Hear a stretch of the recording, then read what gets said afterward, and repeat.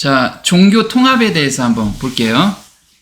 저는 대적하는 자라 범사에 일컫는 하나님이나 숭배함을 받는 자 위에 뛰어나 자존하여 하나님의 성전에 앉아 자기를 모여 하나님이라 하느니라. 네, 요걸 우리가 킹 제임스 버전으로 한번 바꿔서 보면요.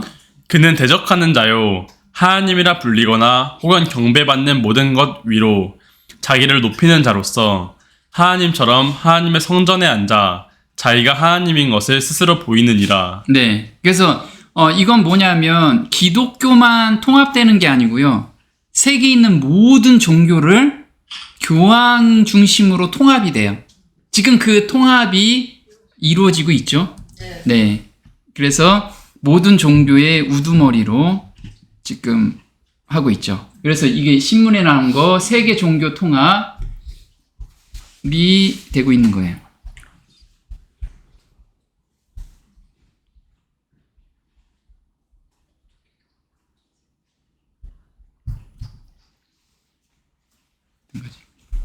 네, 그래서 세계 종교 통합에서 빨간 줄 보면 바티칸과 프란치스코 교황은 이번 선언에 동의했고 불교, 이슬람교, 힌두교, 기독교, 유대교 각종 지도자들이 우리 이제 통합하자. 왜 우리가 믿는 신들은 각각 다른 것 같지만 궁극적으로는 다 하나의 신이다 라고 지금 이야기를 하고 있는 거예요.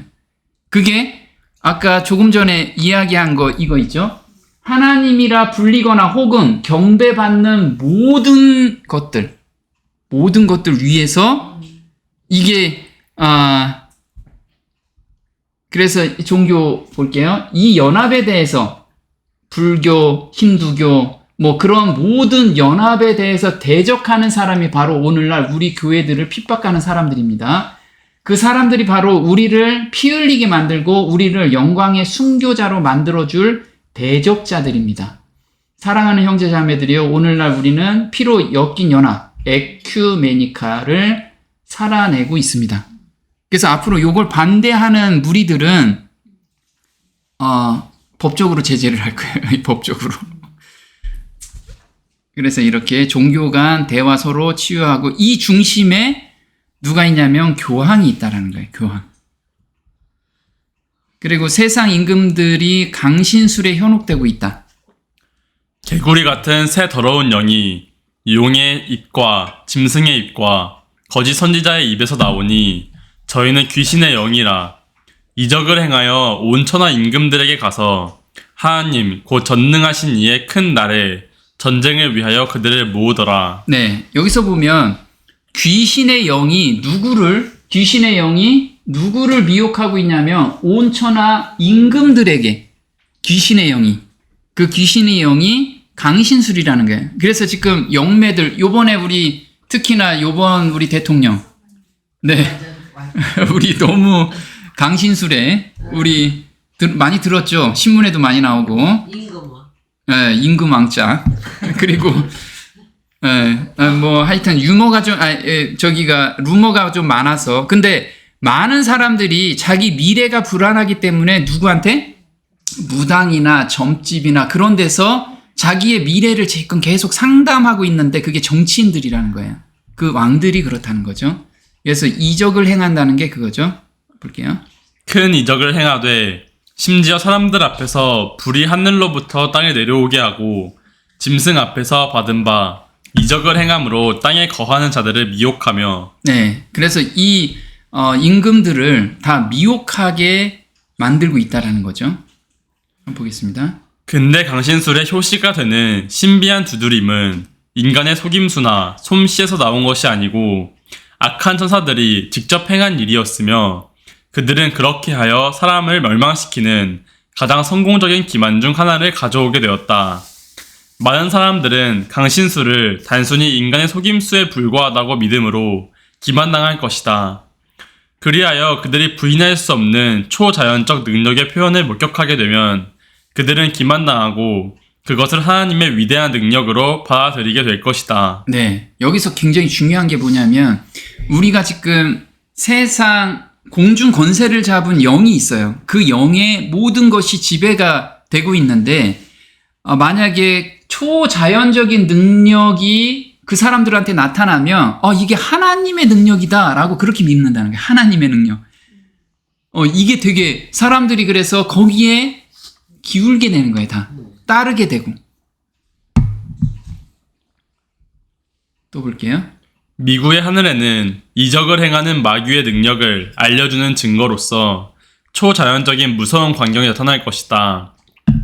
마귀의 영은 땅의 왕들과 온 세상 사람들에게 나아가서 속임수로 그들을 얽어매어 하늘 정부를 대적하는 그의 마지막 투쟁에 사탄과 연합하도록 그들을 강요할 것이다. 그 악한 영들로 말미암아 통치자들과 백성들은 다같이 속을 것이다. 사람들이 일어나서 그리스도라도 자칭할 것이며 구주께 속한 칭호와 예배를 요구할 것이다. 그들은 병을 고치는 놀라운 이적을 행하고 성경의 증거와 반대되는 계시를 하늘로부터 받아노라고 공언할 것이다. 네. 그래서 마귀의 영은 땅의 왕들과 온 세상 사람들에게 나아가서 속임수로 그들을 얽어맨다는 거죠. 얽어맨다는 거는 빠져날 수 없을 정도로. 근데 한 번에 얽어매는 게 아니고 서서히 그게 물들어 있는 상태에서 결정타를 날리는 거예요. 그래서 우리가 지금 다 물들어 있다는 거예요. 우리도 모르게. 어제 우리가 본 것처럼 우리 주변에 모두 이런 강신술 정신에 우리가 다 스며들어 있다라는 거예요. 그게 한 방에 우리가 그래서 요즘 이제 교회에서 어떤 사람은 병 고치는 능력을 가지고 있는 목사들 있잖아요. 그 교회는 엄청나게 부흥하잖아. 엄청나게 부흥해. 그게 누구와 어떤 능력으로 한 건지도 모르면서 그렇다는 거죠. 자, 정치가 기후 문제로 교황을 중심으로 뭉치고 있다. 지금 교황을 중심으로 계속 뭉치고 있어요. 볼게요.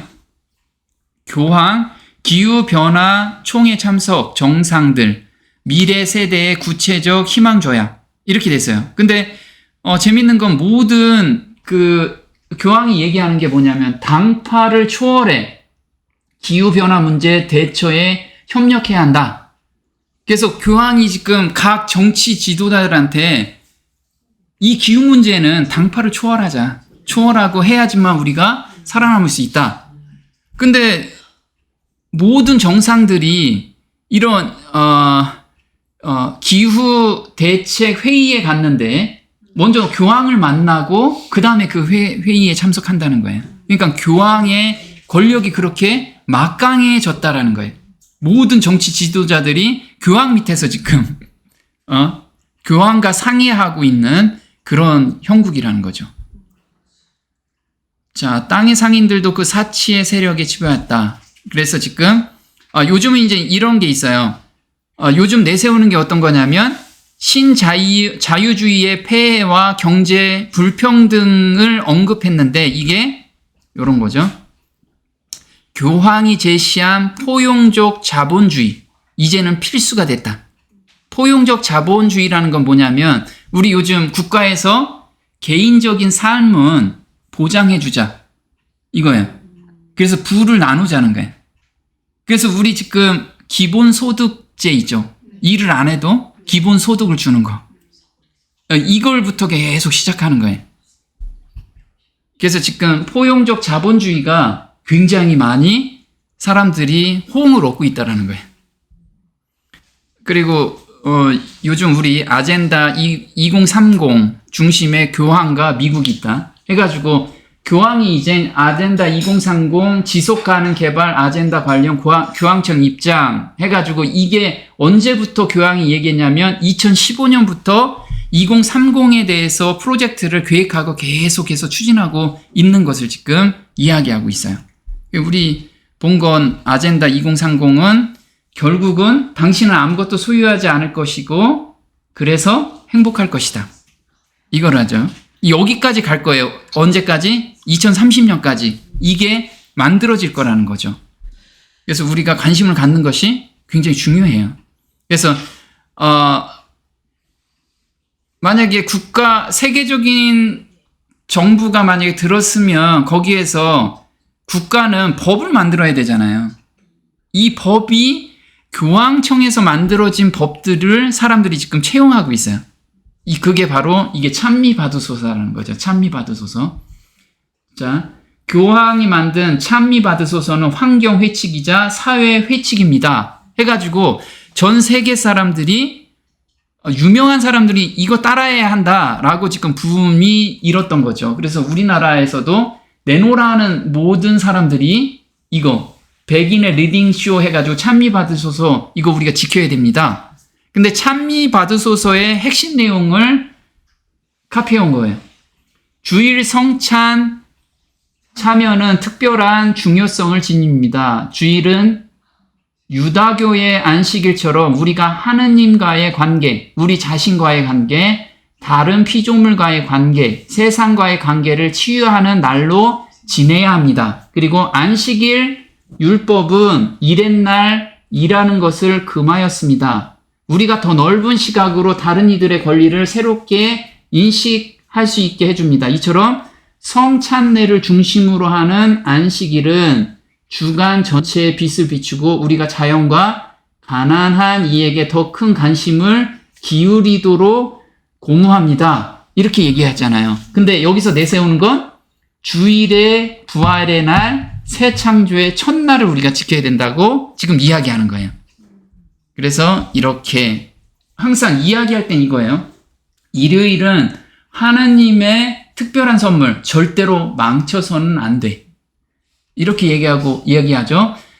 휴식의 순간, 특별히 일요일에 쉬는 것은 신성합니다. 왜냐하면 우리가 거기서 하나님을 발견하기 때문입니다. 교황은 말했다. 특히 일요일 성만찬은 예수 그리스도의 모든 은혜, 그분의 임재, 사랑과 희생, 그리고 그분께서 만드신 공동체, 그리고 우리와의 연합하는 방식 등을 우리의 모든 기념에 초대하는 것이라고 강조했다.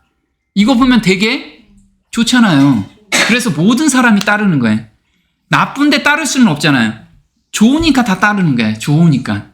근데 이 기초 안에는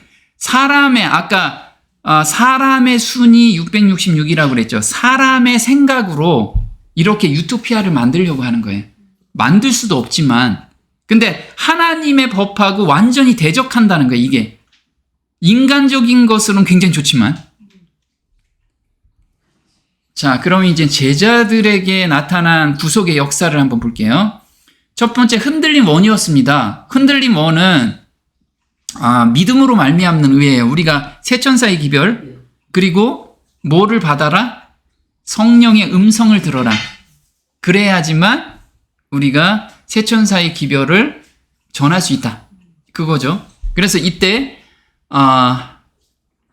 지난번에 봤는데 시몬 베드로가 처음엔 예수님을 만났어요. 예수님을 만난 걸 한번 볼게요. 예수께서 보시고 가라사대 내가 요한의 아들 시몬이니 장차 개바라 하리라 하시니라. 네, 이때 첫 만남을 했을 때는 선생이라고 얘기를 합니다. 그리고 왜 선생이라고 얘기했냐면 메시아로 인정을 못한 거예요.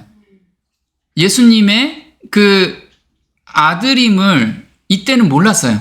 그냥 하나의 잘 가르치는 랍비 정도로 알고 있었죠. 근데 거기서 결정타가 뭐였냐면 예수께서 요한의 잡힘을 들으시고 갈릴리로 물러가셨다가 가버나움에 가서 사시니, 자,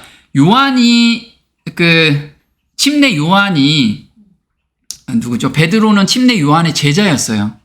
그래서 침례 요한이 잡히니까 예수님께서 그럼 메시아면 기적을 보여서 좀 살려주면 좋겠는데 그걸 안 하고 베드로 입장에서는 도망간 거야.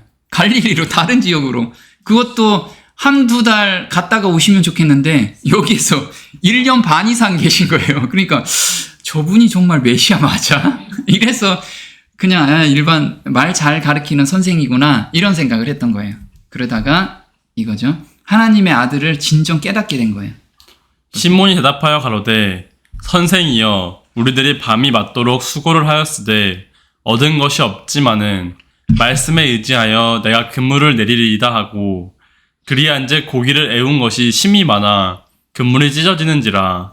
시몬 베드로가 이를 보고 예수의 무릎 아래 엎드려 가로되 주여 나를 떠나소서 나는 죄인이로소이다 하니 네, 그래서 5절에는 선생이여, 여기까지는 선생님이었어요.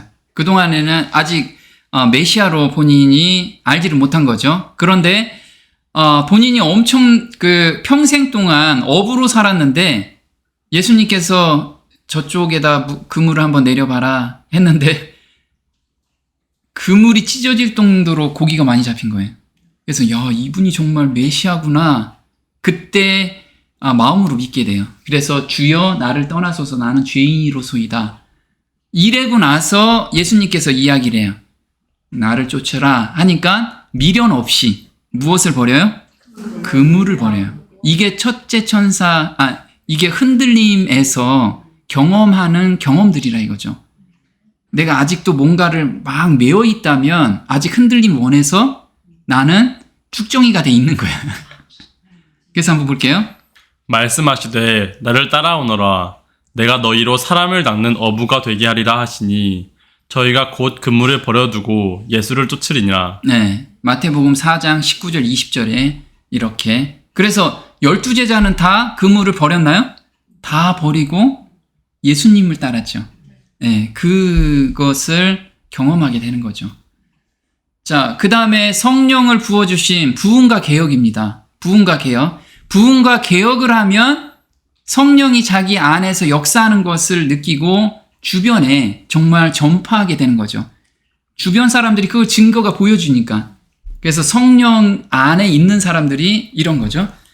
추수할 것은 많되 일꾼은 적으니 추수하는 주인에게 청하여 추수할 일꾼들을 보내어 주소서 하라 하시니라. 네, 그래서 추수 일꾼이 여기서 이제 만들어지기 시작하는 거예요.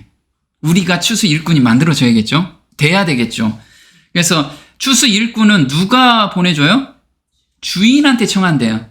그래서 성령의 음성에 자기의 삶과 자기의 생활을 변화시킨 사람들은 추수의 일꾼으로서 하나님께서 쓰시게 되는 거죠.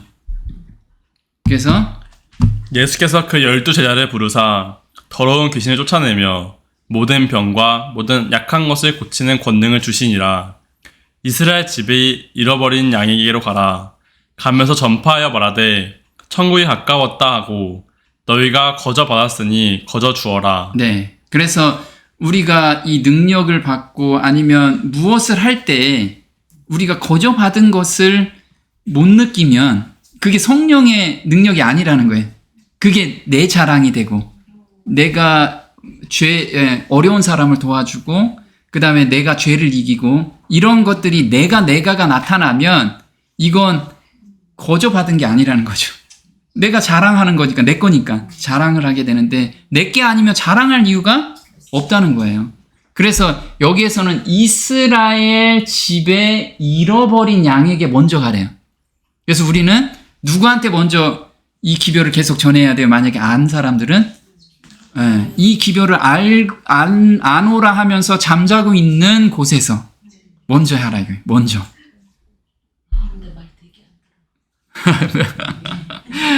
자, 그 다음에 대속죄일의 경험적 신앙입니다. 베드로가 어떻게 삶에서 대속죄일의 경험을 했는지 볼게요.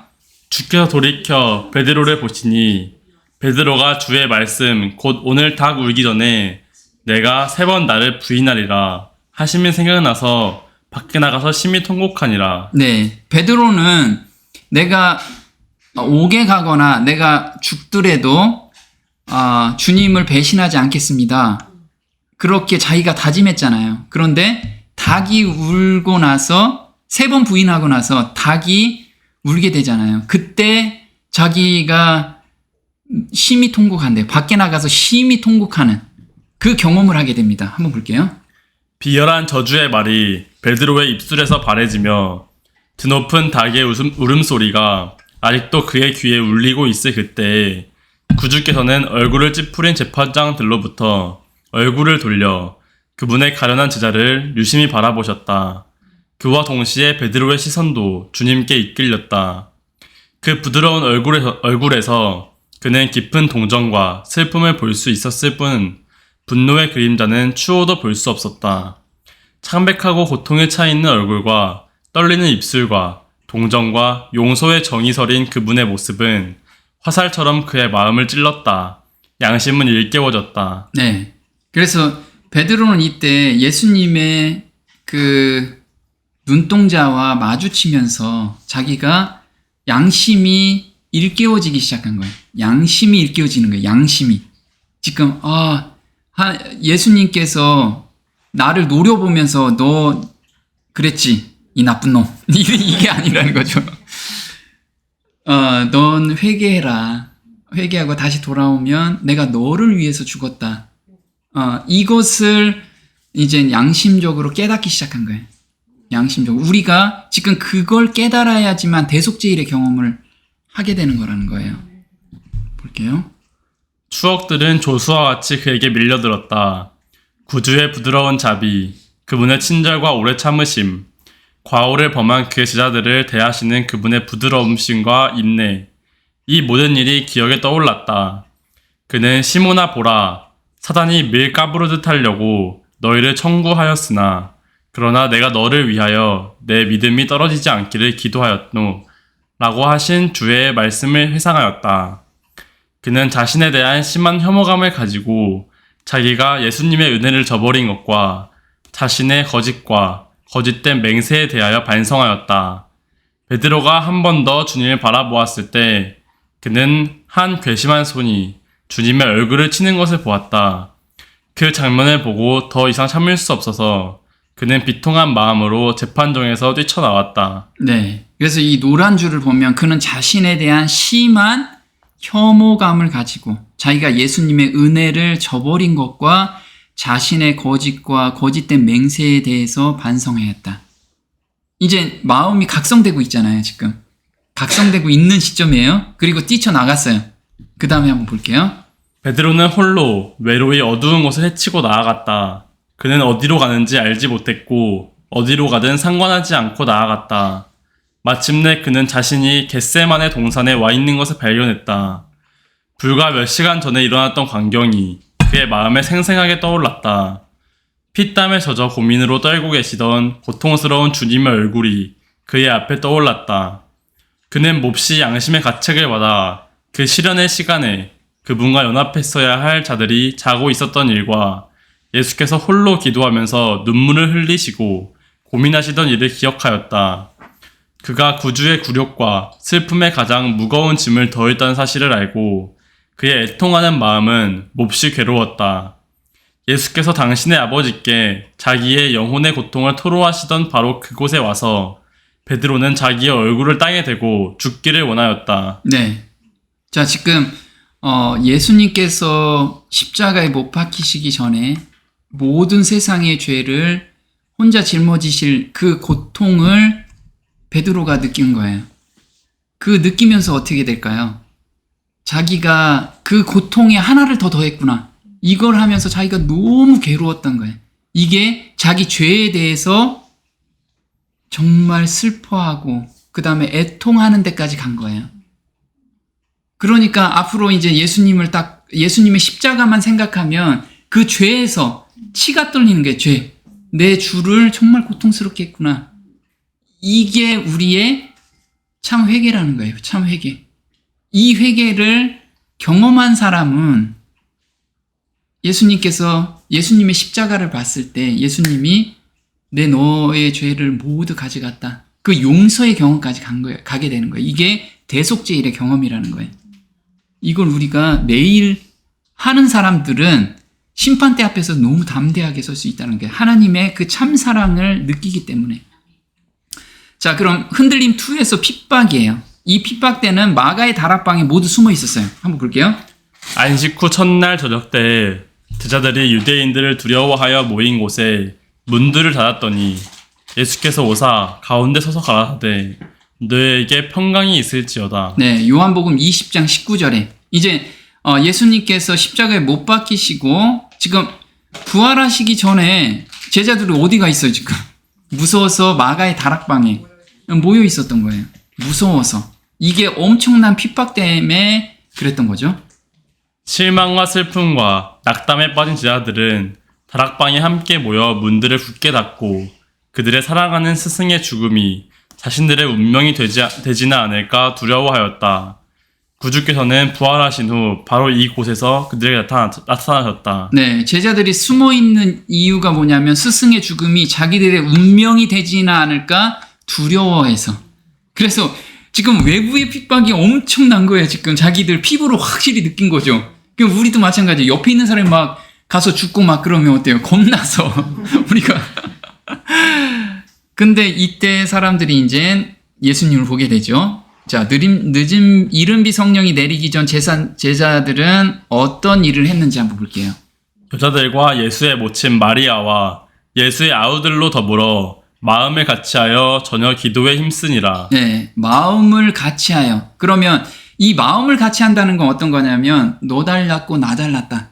이런 게 하나도 없는 거예요. 그러면 내 자존심이 다 내려놓은 상태라 이거죠. 이런 마음 상태가 돼야지만 이른비 성령, 늦은비 성령을 받을 수 있다라는 거예요. 그럼 여기 전혀 기도에 힘쓰니라. 그러면 온 몸을 다해서 온 생각을 다해서 기도에 힘썼다는 거예요. 기도에. 한번 볼게요. 제자들이 감람산에서 예루살렘으로 돌아왔을 때 사람들은 그들의 얼굴에서 슬픔과 혼란과 패배의 그림자를 보일 것이라고 생각하면서 그들을 바라보았다. 그러나 사람들은 그들의 기쁨과 승리의 표정을 보았다. 그들은 이제 좌절된 소망으로 슬퍼하지 않았다. 그들은 부활하신 구주를 보았고 그의 고별 약속의 말씀은 끊임없이 그들의 귀에 메아리 쳤다. 그들은 그리스도의 명령에 순종하여 예루살렘에서 아버지의 약속, 즉 성령의 부어주심을 기다렸다. 그들은 한가롭게 기다리지 않았다. 네.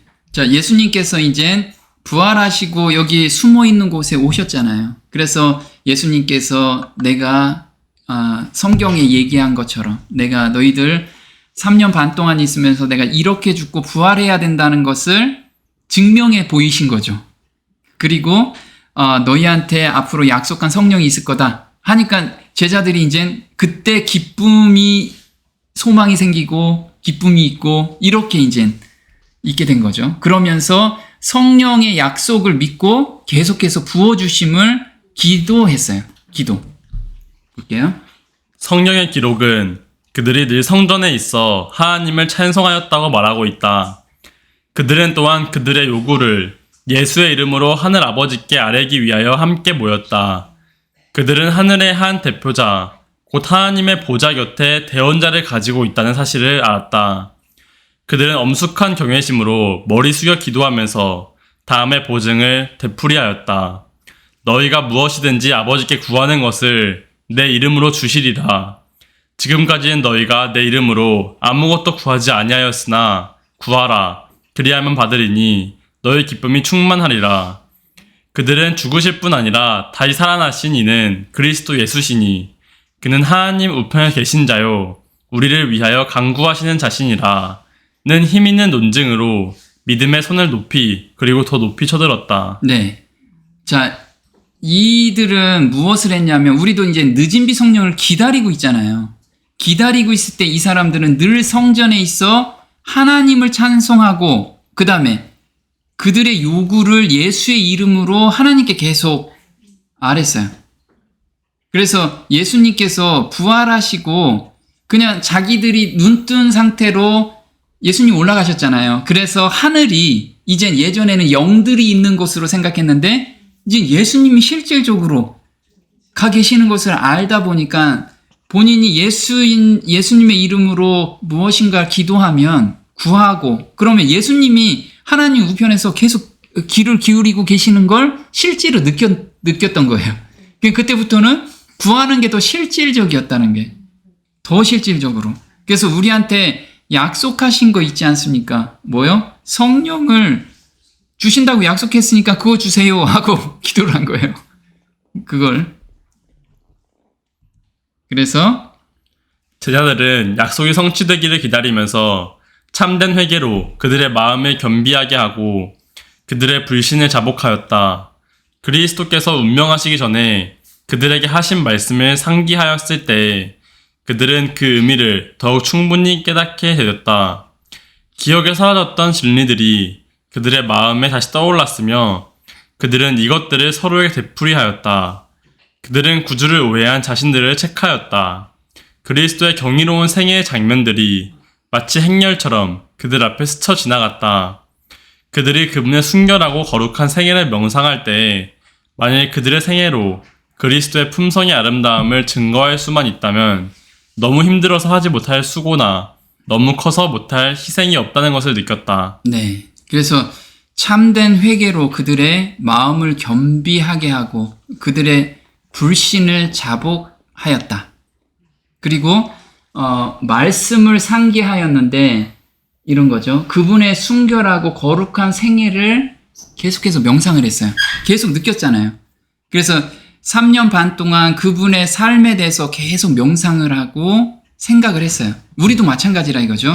이런 참된 회개와 마음을 겸비하고 불신을 자복하려면 그 하나님 예수님의 그 생애를 우리가 계속해서 명상을 해보는 것이 중요하다는 거예요. 네. 자, 이른비 성령을 내리는 순서 한번 볼게요. 어떻게 했는지. 해 받으신 후에 또한 저희에게 확실한 많은 증거로 친히 사심을 나타내사 40일 동안 저희에게 보이시며 하나님 나라의 일을 말씀하시니라. 네. 자, 1, 2, 3번이 있어요. 첫 번째는 우리가 이런 마음 상태가 있어야지 늦은 비를 받을 수 있다는 거예요. 첫 번째는 확실한 많은 증거로 친히 사심을 나타냈대요.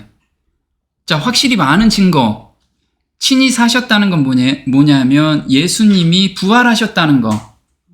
그럼 우리 마음속에서도 지금 성령에 의해서 하나님이 살아계시고 예수님이 살아계심을 내가 확실한 증거가 있느냐 이걸 봐야 돼요.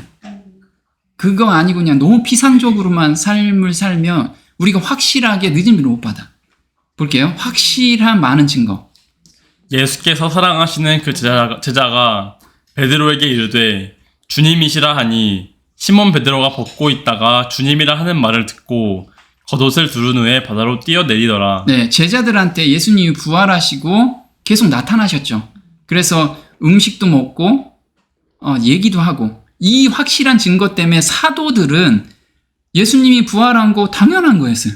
당연한 거. 왜? 계속 봐고 얘기했으니까. 근데 우리가 정말 성령 안에서 예수님이 살아계심을 우리가 확신하느냐? 이걸 한번 우리가 물어봐야 돼요. 개인한테.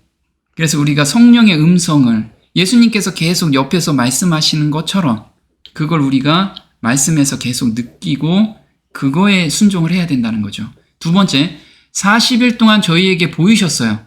40일 동안 보여서 예수님께서 한 일이 성경을 가르쳤죠. 그래서 우리가 성경을 배워야 되는 거죠. 볼게요. 또 이르시되 내가 너희와 함께 있을 때 너희에게 말한 바 곧 모세의 율법과 선지자의 글과 시편의 날을 가리켜 기록된 모든 것이 이루어져야 하리라 한 말이 이것이라 하시고 이에 그들의 마음을 열어 성경을 깨닫게 하시고 또 이르시되 이같이 그리스도와 고난을 받고 제3일에 죽은 자 가운데서 살아날 것과 또 그의 이름으로 죄사함을 받게 하는 회개가 예루살렘에서 시작하여 모든 족속에게 전파될 것이 기록되었으니. 네, 그 40일 동안 하신 일이 44절에서 46절까지예요.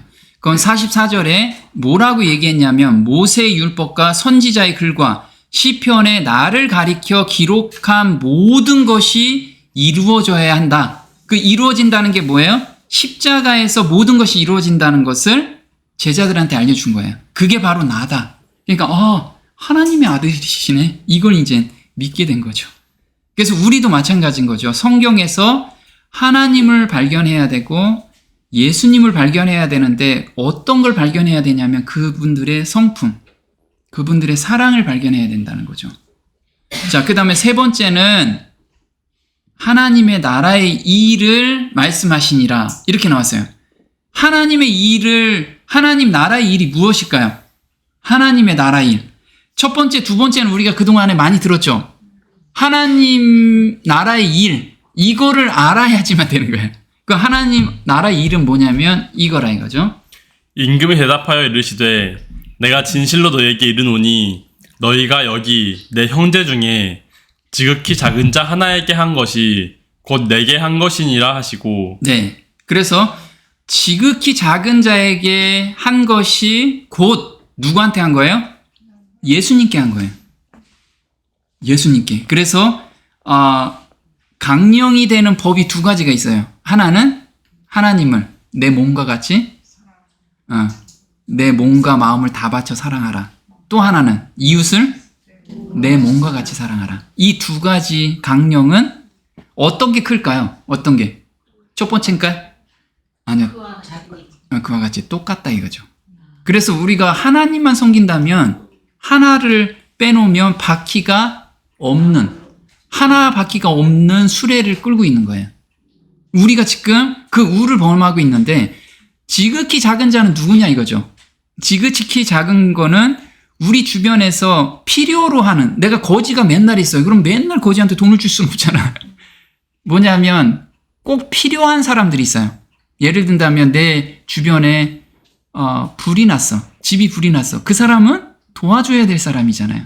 이렇게 도와줄 사람들이 계속해서 주변에 하나님께서 보여주게 하신다는 거예요. 평상시에도 꼭 필요한 사람들이 있다 이거죠. 부자한테도 필요할 때가 있겠죠. 위로의 말이 필요할 수가 있어요. 그래서 보면 볼게요. 이에 의인들이 대답하여 이르되 주여 우리가 어느 때에 주께서 줄이신 것을 보고 음식을 대접하였으며 목마르신 것을 보고 마시게 하였나이까. 네. 그래서 내가 하는 것은 내가 도와줬는데 그 사람을 도와줬는데도 내가 무슨 힘으로 했는지 모르는 거예요.